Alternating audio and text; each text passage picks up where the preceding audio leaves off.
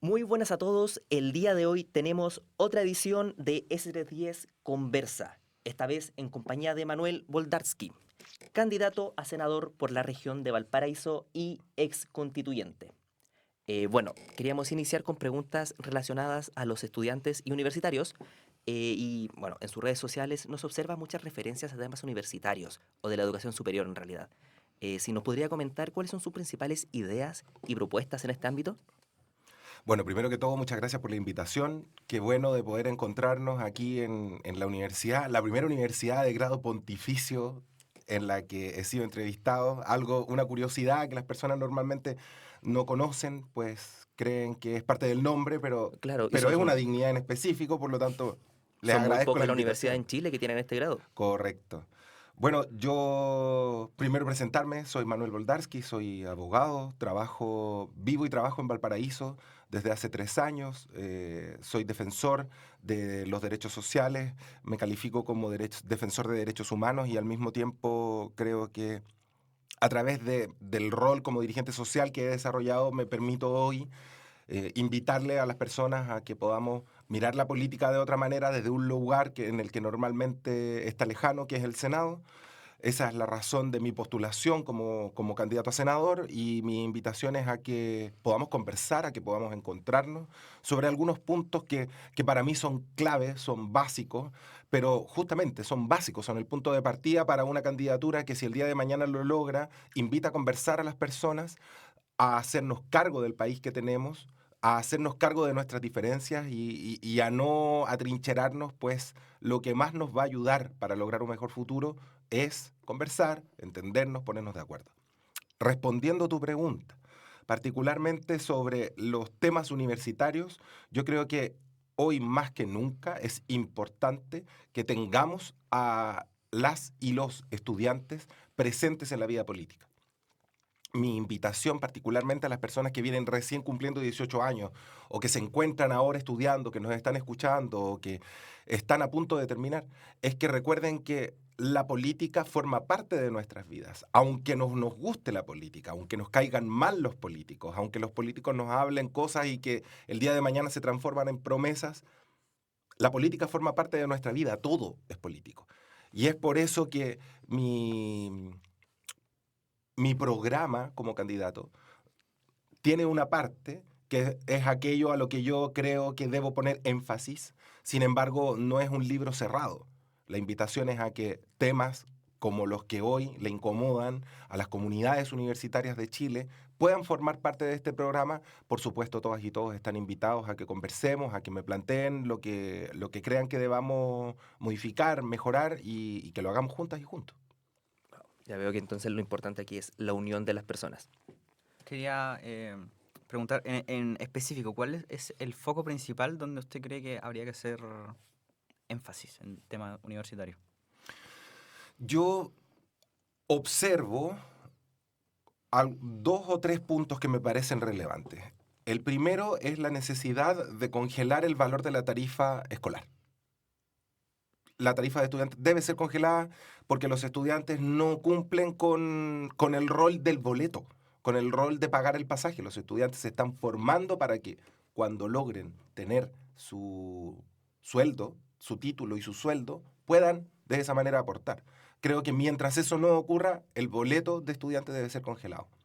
También creo que hay un problema sustantivo en materia de la JUNAEV, en materia de lograr que tengamos una tarjeta que permita la alimentación de las y los estudiantes con una cantidad de dinero que sirva para llegar a fin de mes.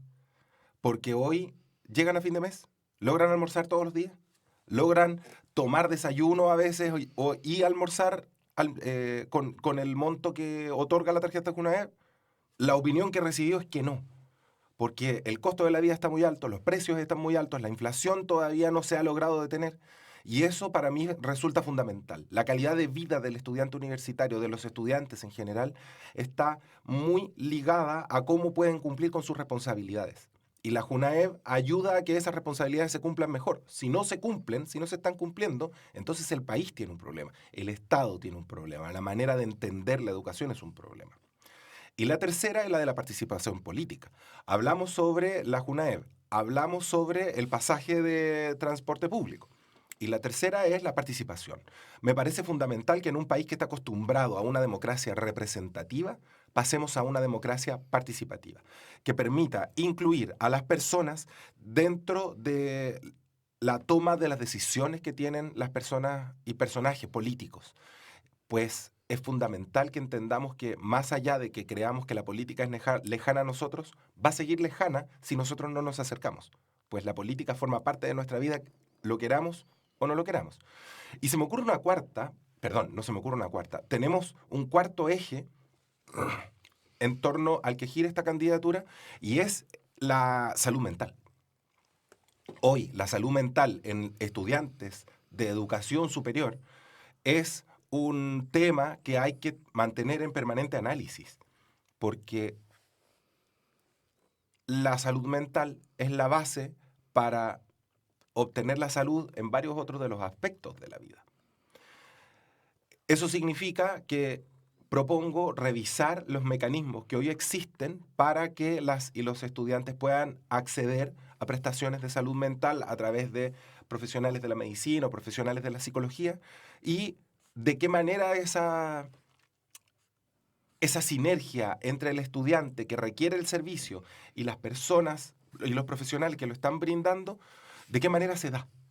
Porque el único modo en el que vamos a lograr que los estudiantes no colapsen por el sistema de educación que tenemos es con un apoyo médico o con un apoyo psicosocial que permita que sepan que los problemas que hoy están viendo son problemas que tienen solución y que el día de mañana van a mirar hacia atrás y lo van a mirar con aprendizaje, con enseñanza, pues lo lograron gracias a las herramientas que los beneficios de la salud mental brindan. Claro, de hecho tiene toda la razón al respecto con la formación y las dificultades que está pasando el estudiante ahora en Chile. Pero bueno, en su política se habla mucho de la educación universitaria, como lo que nos acabo de decir, pero también, no sé si usted sabe del escándalo que hubo hace poco en respecto al CIMSE. Horroroso, Bien, si me pudiese horroroso, comentar más o menos cuál es impresentable. su lectura al respecto, como ya dijo que es horroroso, pero cuáles son sus propuestas. Yo creo que hay varias cosas que decir respecto del CIMSE. La pregunta, o sea, hay varias preguntas que hoy no nos hemos hecho y que creo fundamental volver a poner en la agenda pública porque el CIMSE es un mecanismo de medición para estudiantes de cuarto básico, de octavo básico, de segundo medio, si no me equivoco. ¿Para qué hacemos esa medición? ¿Qué significa esa medición en los estudiantes, en las familias que ven que sus hijos, sus hijas, se estresan porque viene una prueba de la que no saben, no la conocen, y que al mismo tiempo los profesores se estresan y los ponen a estudiar, estudiar, estudiar, estudiar, estudiar? Y realmente resulta difícil de entender que cuando buscamos que las nuevas generaciones aprendan, que la evaluación sea más importante que cómo se siente el estudiante frente a esa evaluación. Hemos visto hasta ahora que la evaluación del CIMSE no ha logrado mejorar la calidad de la educación, solo ha establecido un ranking entre los colegios que tienen mayores capacidades y los colegios que no tienen tantas capacidades. Y lo que necesitamos es que esa nivelación vaya hacia arriba respecto de la educación pública, respecto de la educación de los centros de estudio que tengan menor o baja calidad, algo que hoy no ocurre. Y algo que me parece muy importante, el hecho de que se reportara que examinadores no llegaran a tomar el CIMSE, considerando que había una gran expectativa, pues es una prueba nacional que genera gran expectativa, genera gran estrés, genera gran ansiedad. Y son niños de octavo básico los que no pudieron rendir su prueba, no se nos olvide. Y al no rendir la prueba, porque no llegaron los examinadores, el Estado comienza a fallar. Y esa es una grieta que debemos de tener cuanto antes, pues las instituciones no solo deben estar ahí para ser fiscalizadas, sino que deben estar ahí para buscar cumplir con su trabajo con excelencia, pues lo contrario es dejar a algún niño o alguna niña sin la necesidad de la educación, sin el acceso al derecho a la educación. En este sentido, me gustaría preguntar, para usted, ¿dónde debería estar el foco para un cambio generacional en Chile? ¿En la educación básica o en la educación universitaria? yo no sé si es una o la otra, yo creo que es una y la otra. Hubo un presidente en Chile, Pedro Aguirre Cerda, que su lema de gobierno fue gobernar es educar. Creo que ha sido un hito en la historia de nuestro país que ningún otro gobernante ha igualado en lo positivo. En lo negativo tenemos una dictadura y tenemos un montón de gobiernos que han cometido errores y horrores. Sin embargo, en lo positivo, tener a un gobernante que pensara en la educación como el eje fundamental de la sociedad, a mí me parece un camino a seguir en todos los niveles. No solo en la educación inicial o en la educación universitaria, en todos los niveles. Porque también debemos pensar la educación para adultos. También debemos pensar en los mecanismos que permitan el reforzamiento de áreas en las que hayamos ya estudiado.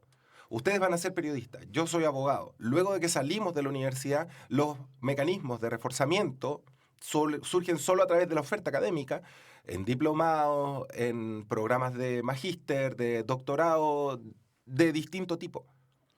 Pero el Estado ha pensado ¿de qué manera estos profesionales siguen trabajando la vida? ¿Siguen trabajando para lograr su vida? En mi opinión, no. Ha sido insuficiente. Por eso creo que no basta con pensar en la educación universitaria. Debemos pensar en el momento de transición que nos encontramos con la educación pública. Tampoco debemos olvidar que estamos recién en el camino a la implementación del sistema de educación estatal, del sistema de educación pública. Los colegios dejaron de ser municipales y pasaron a formar parte de un servicio local de educación que es el que se encarga a través del Estado y no de sostenedores terceros, llámese municipalidades o entidades privadas. Por cierto, existen. Pero al mismo tiempo nos encontramos en un momento de transición, pues ese proceso de instalación de esta institucionalidad no ha terminado. Y eso se ha visto en cómo se logra el avance entre lo que tenemos y lo que queremos. Algo a lo que le prestaría mucha atención es a la deserción escolar. Hoy es importante que hablemos sobre qué nos motiva a ir al colegio, qué nos motiva a ir a la universidad más allá del arancel que pagamos, qué nos motivó a tomar esa decisión en el momento en el que la tomamos, también me parece relevante.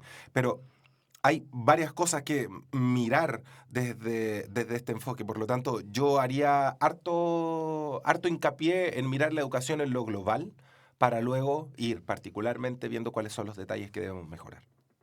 Mi pregunta anterior viene precisamente porque Franco Parisi señaló en una entrevista que él cerraría, hipotéticamente en caso de ganar las elecciones, temporalmente la carrera de periodismo debido a la sobrecarga de estudiantes en el ámbito laboral. En esta área quería preguntarle respecto a su experiencia en temas de derechos humanos, ¿cómo podría esto afectar a la democracia en Chile? Yo creo que ese es un eslogan de un candidato presidencial acostumbrado a hacer eslóganes vacíos. Porque lo mismo, no podemos hablar de cómo mejoramos la educación si vamos a hablar específicamente de la educación universitaria. Yo no creo que podamos mejorar la economía del país cerrando una carrera. Creo en un mecanismo que permita que se planifique la cantidad de ofertas en distintas carreras a partir de la cantidad de profesionales que existen hoy en el país. Pero una planificación es distinto a decir yo voy a cerrar esta carrera. Porque eso es autoritario. Porque eso habla más de la ignorancia del candidato presidencial frente a cuestiones que tenemos que resolver como país bajo el concepto de educación, que hablar específicamente sobre una carrera determinada en un momento determinado. Porque no basta con cerrar una carrera. Lo que necesitamos es planificar cuántas personas van ingresando a las carreras universitarias, cuántas personas van terminando su carrera y por lo tanto cuántos profesionales de cada área tenemos disponibles para el país, para que la economía de nuestro país funcione. Y esa planificación Chile no la tiene. Estamos recién implementando la Agencia Nacional, la Agencia de la Calidad de la Educación, pero no nos hemos preguntado sobre los aspectos cuantitativos de las profesiones que la educación le entrega al país. Yo plantearía entonces que pensemos una planificación, una programación sobre cuántas matrículas tenemos para cada carrera a partir de cuáles son las necesidades que el país tiene respecto de cada carrera. Más que ir en específico a hablar sobre una carrera en la que estoy seguro que parece más un eslogan que que una propuesta seria. Y hay que ponerse serio si vamos a hablar de política, por favor. Pasando un poquito a otros temas, en comparación a Santiago, ¿usted cómo evaluaría a Valparaíso como una capital universitaria, ya que tiene experiencia viviendo allá y ahora aquí? Debo confesar que esta es la primera vez que entro a este campus universitario. Está muy bonito, los felicito por la universidad en la que cohabitan, en la que se mantienen. Creo que es importante tener un buen lugar, un lugar amigable para poder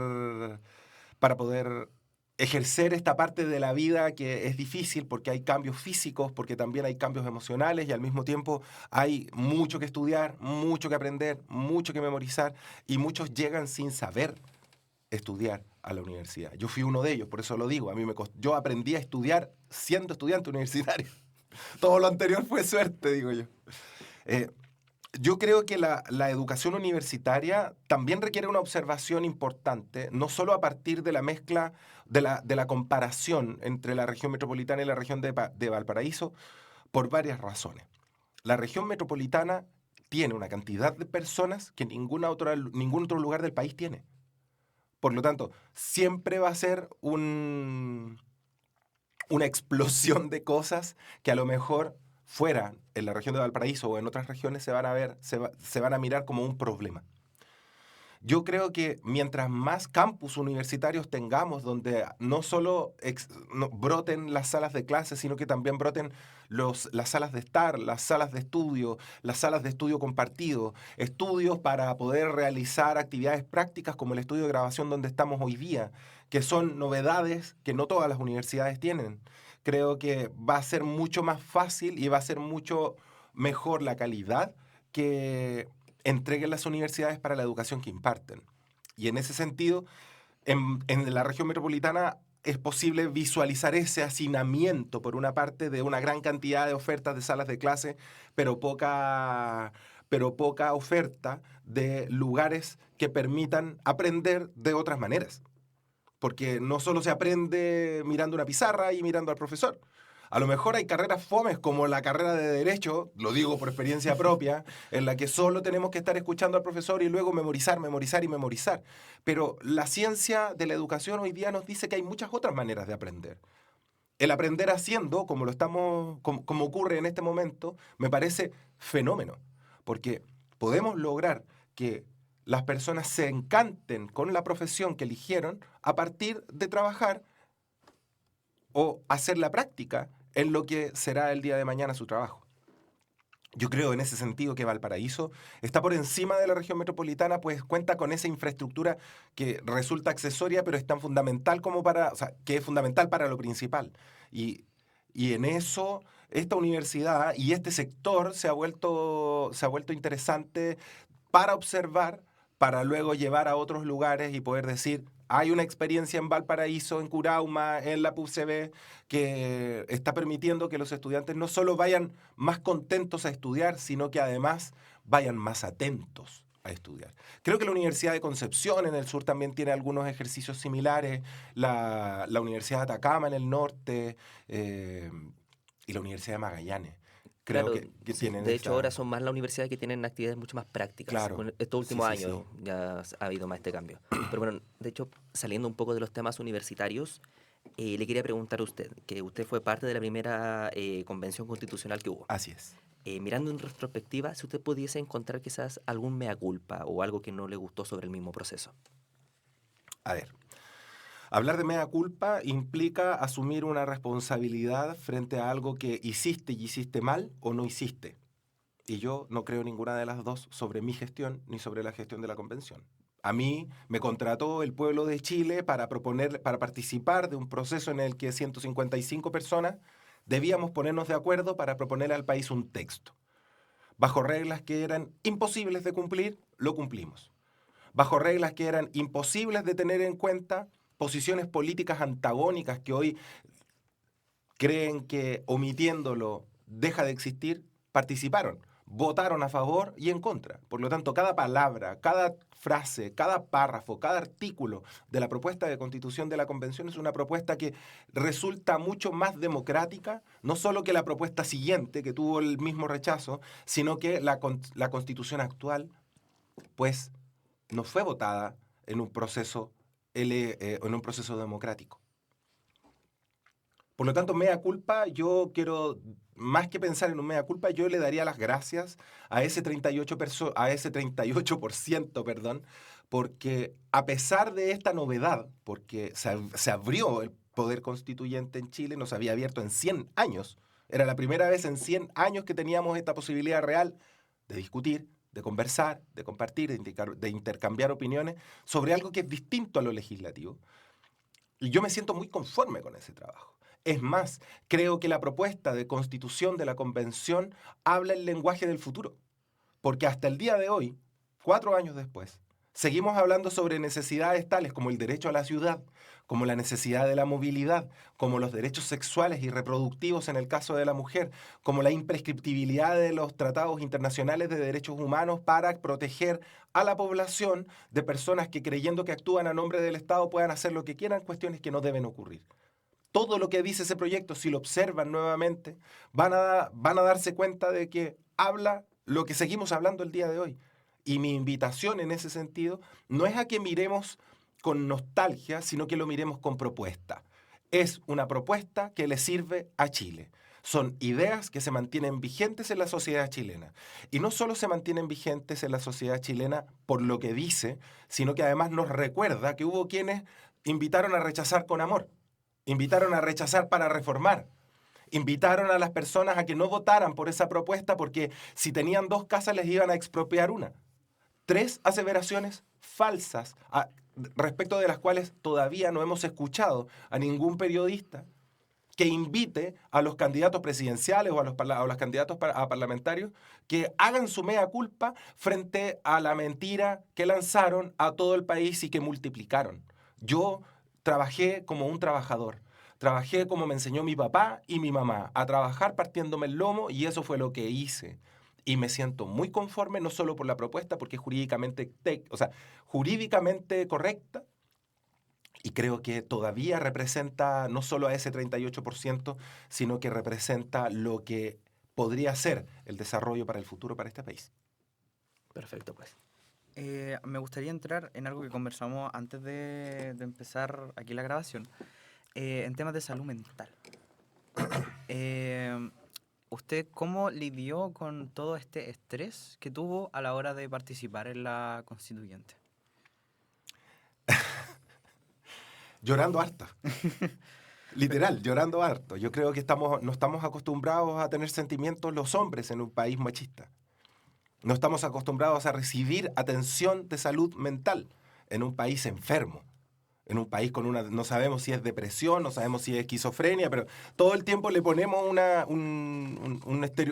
nombre estereotípico distinto a este país, justamente porque no está acostumbrado a las novedades y normalmente se las toma como si fueran un ataque.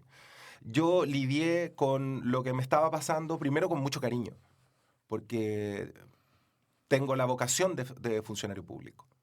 Trabajé, por lo tanto, como un funcionario público.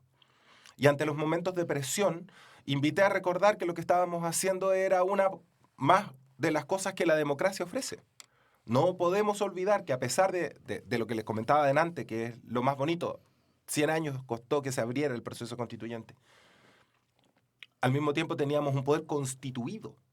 Nosotros éramos el poder, éramos la representación del poder constituyente y estábamos dialogando directamente frente al poder constituido, compuesto por el órgano legislativo, el ejecutivo y el judicial.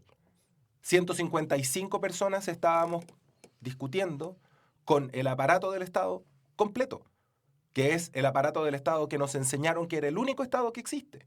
Por lo tanto, ese cuestionamiento, esa dicotomía, fue muy interesante de analizar. Pero vuelvo al tema de llorar, pero no desde lo cómico, sino que desde esta invitación a hacernos cargo de nuestras emociones y nuestros sentimientos, que creo que fue una de las maneras en las que logramos desarrollar el trabajo a pesar de esta vorágine de emociones que surgía. ¿Por qué le pregunto? Porque el proceso constituyente duró como un año y Sí. ahora serían 8 años trabajando como senador. Entonces, si usted realmente se siente preparado como para pasar de una cosa a la otra, cuando es prácticamente el cargo más largo en ese tipo. Por supuesto que me siento preparado. Si no me sintiera preparado, no me habría postulado. Creo que las personas, más que preparación académica, requieren de voluntad política. Porque la política no necesita tantos especialistas, necesita gente honesta. La política no necesita a personas con muchos títulos en su pared, necesita a gente que quiera trabajar. Y que quiera trabajar para superar la burocracia y lograr el desarrollo de las personas y de las comunidades. Y en ese sentido yo creo que cuento con las capacidades no solo para ser un senador que trabaje, sino que para ser un senador que participe de la sociedad como lo hago hoy en día. Me muevo en bici y invito normalmente a los candidatos a que se muevan en bici, algo que no ha ocurrido hasta ahora. Reitero el desafío. Al mismo tiempo, participo en las organizaciones culturales. Soy una persona que está constantemente conversando con los dirigentes del territorio en el que me encuentro.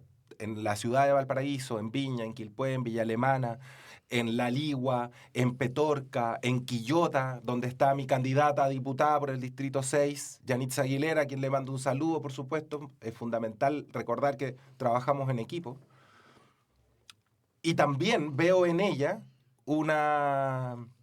a una mujer preparada para la política, preparada para esto, para conversar, para intercambiar opiniones, para no perder el control. O sea, sí, para no perder el control cuando haya algo que te molesta, pues creo que es la mejor manera de comenzar a entendernos. Y la política lo que necesita es que nos volvamos a entender. Sin los estereotipos que tiene un sector, sin los prejuicios que tiene el otro, sin tratarnos de atorrantes, sin tratarnos de que se jodan como fue en la época anterior, sino que abriendo el diálogo a entender que hablamos sobre argumentos, no sobre personas. Cuando cuestionamos a las personas, perdiste. Cuando cuestionas a la persona y no al argumento, entonces estás equivocado. Ahora, siendo un poquito más jadero con esto, ¿qué lo llevó a postular directamente al Senado en vez de pasar por ser diputado o concejal? Porque es muy normal, de hecho, muchos de los que están postulando al Senado han pasado por otros cargos de este tipo primero. Sí. Primero, la normalidad no necesariamente es correcta. La normalidad no necesariamente es el único camino. Y en mi vida he sido bastante disruptivo en general, no solo ahora en la política, no solo con esta postulación. Pues siendo abogado soy músico. Y eso ya es raro. Hay pocos músicos que se identifican como músicos siendo abogados. Hay pocos abogados que andan en bicicleta. Normalmente se dedican al ejercicio intelectual, pero no mucho al ejercicio físico. Es una broma, por supuesto, estoy bromeando. Pero al mismo tiempo ocurre que creo que cuento con varias características que permiten que mi ejercicio profesional se aboque a lo legislativo más allá del trabajo que he podido desarrollar como funcionario público, pues sin ser concejal, ni alcalde, ni diputado, ejercí un rol que miró todos esos roles al mismo tiempo, que fue el rol de constituyente. Pues el rol de constituyente evalúa al Estado completo, al Estado con toda su organización, con los 3 órganos de ejercicio del poder, con los órganos autónomos que se preocupan de evaluar cómo se ejerce el poder. Por lo tanto, yo cuento con esa experiencia, cuento con la experiencia del trabajo legislativo, pues pude mirar desde arriba el trabajo legislativo. Y luego pude mirarlo desde abajo porque luego de la convención fui funcionario municipal, trabajé para el municipio de Valparaíso bajo la administración del alcalde que salió y de la actual alcaldesa. Por lo tanto, tengo una mirada y cuento con capacidades que permiten desarrollar una mirada que piense en el territorio para efectos de aplicarlo a lo legislativo. Y me parece importante que sean miradas como estas, voces que representen las necesidades actuales del territorio. Y el Senado, particularmente el Senado, está lejos del territorio, está lejos de la participación y son 2 lugares donde el Senado más que nunca debería estar. Son dos conceptos que deberían estar más presentes que nunca en el Senado. El territorio y la participación, quiero decir. En este sentido, ¿cuáles son las características que ustedes lo ponen como un sello distintivo en contraposición a los otros que en efecto tienen esta mayor experiencia política? ¿Dicho políticamente correcto o dicho como me sale? Digamos cómo le sale. Tengo Sí. calle. Tengo calle. Hay muchos candidatos pantuflas. ¿Ustedes saben por qué son pantuflas? Porque nunca salen afuera de la puerta. Porque no tienen calle. Porque se quedan adentro de la casa. Y creo que hay muchos candidatos así que no tienen calle, que les da miedo pasearse en la noche porque le creen a este discurso de la inseguridad, de que está todo mal, de que estamos en crisis, cuando no es así. Chile no es un país en el que se esté cayendo todo a pedazos. Chile no es un país de atorrantes. Chile no es un país que que esté a cargo hoy día de atorrantes, que es la otra cuchufleta que han tratado de imponer. Yo soy una persona que se cae en bicicleta y se fractura un hueso, pero me ocurre porque estoy haciendo cosas. ¿Me entiendes? Cosas que hacemos las personas comunes y corrientes en todos los lugares del país. No me hace a mí especial, me hace distinto del resto de candidatos, porque no son capaces de sacarse la chaqueta, porque no son capaces de caminar 2 cuadras sin quedar sin aliento. Yo puedo venirme de Santiago a Valparaíso en bicicleta y puedo terminar haciendo un asado y compartiendo con mis amigos sin problema. Puedo tomar mi bicicleta, agarrar la tabla de sub, porque también remo. También es eso otro desafío para el resto de candidatas y candidatos. Puedo agarrar mi bicicleta, agarrar mi tabla y irme a dar una vuelta a la playa, meterme al agua, remar, luego volver, guardar mis cosas, ponerlas en la bicicleta y devolverme a mi casa. Creo que esas son actividades que están lejos de la política. Y la política debería estar en ellas también. No porque esté la política, no porque esté yo. Porque mientras más conversemos entre personas distintas, mejor vamos a lograr lo que nos falta por lograr. ¿Se entiende? Sí. Claro. Oiga, candidato, usted que lleva, bueno, usted no es originario de Valparaíso. Ujú. Usted, aún así que ya ha vivido un tiempo aquí, ¿cómo cree comprender los problemas locales de la región? Bueno, primero que todo, quiero saludar a todas mis vecinas y vecinos del Cerro Monjas. Pues yo vivo en el Cerro Monjas, en Valparaíso, en una casita con una vecina llamada Vania, a la que le mando un saludo también. Y yo vivo y trabajo en Valparaíso desde hace 4 años y Valparaíso forma parte de mi vida desde que nací, porque todos los años venía a mirar los fuegos artificiales y cada vez que podíamos nos veníamos, nos arrancábamos y pasábamos el fin de semana aquí. Por lo tanto, para mí, ni Valparaíso como ciudad, ni Valparaíso como comuna, ni Valparaíso como región son lejanos. Han formado parte de mi vida como forma parte de mi vida Santiago, como forma parte de mi vida la región metropolitana. Y en ese sentido, creo que hay mucho que aprender, por cierto, pero al mismo tiempo hay mucho que aplicar. Y en esa aplicación creo que puedo aportar desde lo que comentábamos recién. La conversa con las personas en la playa, en el muelle, con la recicladora de base, con la trabajadora que filetea el pescado en la caleta, con las personas que trabajan en el aseo, con las personas que venden en el carrito de la esquina que Carabineros anda correteando todo el tiempo porque no tienen el permiso que deberían tener. Creo que ese es un relato que debe llegar al Congreso y que debe llegar al Congreso no para efectos de decir está todo malo, sino que hay mucho que falta. Pues Chile es un país que cuenta con mucha riqueza, que cuenta con los recursos, pero que esos recursos no están llegando a donde deben llegar, pues una muestra es que la región de Valparaíso tiene la mayor cantidad de campamentos.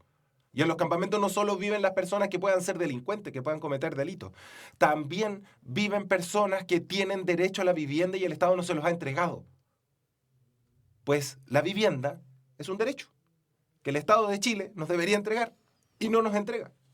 Y eso es algo que debe volver al Senado, debe volver al Parlamento como una discusión que no solo criminalice, sino que proponga soluciones y no administrar las crisis para que se mantengan en el tiempo. Bueno, usted, como recién dijo que es originario de Santiago, la región metropolitana, tienen un ritmo ambas ciudades muy distinto. ¿Usted cree como poder verlo desde un punto de vista más regional y no tan centralista, como es un problema que se ve mucho en Chile, el centralismo allá en Santiago? Sin duda. Sin duda, yo creo en la regionalización y creo en la transferencia de competencias entre el gobierno nacional a los gobiernos locales, no solo al gobierno, no solo a los municipios, sino que también a los gobiernos regionales. Creo que un Estado más regionalizado va a permitir que el poder esté más cerca de las personas. Y eso es no solo es una opinión política, sino que también es una opinión formal, constituida a partir del proyecto de constitución de la Convención. Ese es un proyecto que propone un Estado regional, que las decisiones se tomen en los lugares, no se tomen en Santiago y luego vuelvan, no que la plata que estamos generando en la región se vaya a Valparaíso y luego vuelva un porcentaje de esa plata de vuelta a la región de Valparaíso. Creo que ahí hay mucho que conversar porque la fórmula que hoy existe ha generado el centralismo del que hablamos y ya sabemos cuáles son los resultados de tener un país centralista. Tenemos la región metropolitana con las características que tiene y tenemos necesidades en las regiones con las características que en este momento la región de Valparaíso tiene. La falta de transporte público, la falta de infraestructura pública. Imagínate que tenemos, en la región de Valparaíso, tenemos dos lugares que son considerados los lugares más lindos del mundo. Rapa Nui y Valparaíso. Dos ciudades patrimonio de la humanidad. ¿Le sacamos algún provecho a la circunstancia de que haya sido considerada por una organización internacional las ciudades más lindas del mundo, los lugares más lindos del mundo? En mi opinión, es insuficiente. Y podemos lograr no solo que tengamos el fomento al turismo, sino que además tengamos el desarrollo de la infraestructura pública que permita, no sé, un metro, una línea de tren que empiece en Playa Ancha y termine en Yayay, que termine en La Calera. Que tengamos un tren como una alternativa de Santiago a Valparaíso. Pues pasan los años y las licitaciones, de una manera curiosa, sospechosa diría yo, se caen y no ocurre nada. Tenemos al presidente actual que prometió el tren de Santiago a Valparaíso, luego entregó una propuesta de un trazado que iba por el norte, por Yayay, y ahora sabemos que la licitación de nuevo se cayó. Por lo tanto, yo invitaría a recordar por qué no tenemos un tren con las características que tiene el Metro de Santiago. Y la propuesta que a mí más me gusta, es una crítica, pero también es una propuesta. ¿Por qué no contamos con una ciclocarretera regional para que los usuarios no solo de bicicletas, sino que de todos los ciclos, patines, roller, patinetas, bicicletas con motor, bicicletas eléctricas, ¿por qué no contamos con una red de ciclovías de un estándar mundial que permita que la región de Valparaíso y el país completo el día de mañana se vuelvan un país con desarrollo turístico a partir de esta red de ciclovías? ¿Por qué no pensar en una ciclocarretera nacional como una panamericana de las ciclovías que una no solo a Chile, de Arica a Punta Arenas, ojalá, sino que pueda unir a Latinoamérica con una red de ciclovías? Hoy esa infraestructura, para volver al punto, no existe. Y no existe porque no hay voluntad política para sacarle provecho a las riquezas que la región de Valparaíso, como territorio, puede ofrecerse a sí misma, no solo ofrecerle a Santiago. Deberíamos contar con trazados que permitan que las personas, y ahora saltando de la ciclocarretera y llegando al transporte público, deberíamos contar con transporte que permita que las personas puedan moverse entre las 38 comunas sin problemas. Y hoy tenemos planes que buscan que el grupo de comunas más populoso tenga un sistema de transporte, que las comunas del norte tengan otro, que el metro no solo sea el tren, sino que tenga buses de acercamiento, pero no estamos pensando en una infraestructura que realmente apoye y se quede en el territorio. Y yo reniego frente a eso, yo protesto frente a eso, pues creo que debemos pensar en riquezas como un metro, como un tren que se quede en la región. 3.900 millones de dólares vale la construcción de la línea 9 del Metro de Santiago. 3.900 millones que podrían servir para que tengamos una red de infraestructura pública en la región de Valparaíso y que hoy no ocurre. Mi invitación es a que pensemos a que ocurra y a que busquemos que eso ocurra. Bueno, tiene toda la razón, e incluso, como habíamos comentado en algún momento, las 38 comunas de la región son tan solo unas 3, 4 las cuales tienen un servicio de ciclovías de calidad. Claro, claro. Pero Yo bueno, diría conversábamos sobre Casablanca, que tiene como un ejemplo Sí, bien... comentábamos que Casablanca es Claro. muy envidiable, pero en general Santo Domingo también tiene una... Santo Domingo también Sí. tiene una buena red de ciclovías, pero también tenemos el problema de que esas son ciclovías temporales. No tienen Así un es. estándar definido por ley que obligue a las municipalidades a pensar, a planificar su territorio con esta modalidad en la que le quitamos espacio, no le quitamos espacio, democratizamos el espacio público y le asignamos un lugar a los vehículos motorizados y otro lugar a las otras maneras que tenemos las personas de movernos, caminando, en bicicleta, en patineta y de todas las otras maneras que existen. Exacto. Pero bueno, eso sería todas las preguntas y el tiempo que tenemos disponible. Le agradecemos mucho por venir acá y conversar con nosotros. sí, muchas gracias en nombre del medio de SR10 por darse el tiempo de venir para acá a conversar con nosotros. Es una instancia muy importante para el público en general y sobre todo para la comunidad universitaria que venga a vernos acá. Yo les agradezco a ustedes, Camilo y Oscar. Creo que ha sido una conversación muy interesante porque ha permitido salir del estereotipo del candidato y conversar sobre nuestras realidades más allá de la propuesta política que vengo a ofrecer. Yo creo que es importante recordar, me faltó un detallito, saludar a todas y a todos los ciclistas, saludar al movimiento Fabulosos Ciclistas en Valparaíso, que todos los martes tienen una cicletada, a la Quinta Pedalea, a la Vieja Julia, que es otro de los grupos con los que compartimos cuando pedaleamos, saludar a Ciclolumpen, la organización de la que provengo en Santiago, y a todos los ciclistas en Chile, porque la semana pasada tuvimos el Foro Nacional de la Bicicleta aquí en Valparaíso, una actividad que congregó a muchas personas. Y al mismo tiempo, invitarles a pensar que tenemos una alternativa en esta ocasión. No solo la alternativa de lo que el gobierno nos diga, no solo la alternativa que encuentra todo malo, sino que una alternativa que viene a conversar, que viene a humanizar la política y que viene a permitir que volvamos a entendernos de una manera que sea participativa, que lleve el poder a los territorios, que lleve la riqueza, la devuelva a los territorios y en definitiva que logre que tengamos un país donde nos sintamos más cómodos que el país que tenemos hoy día.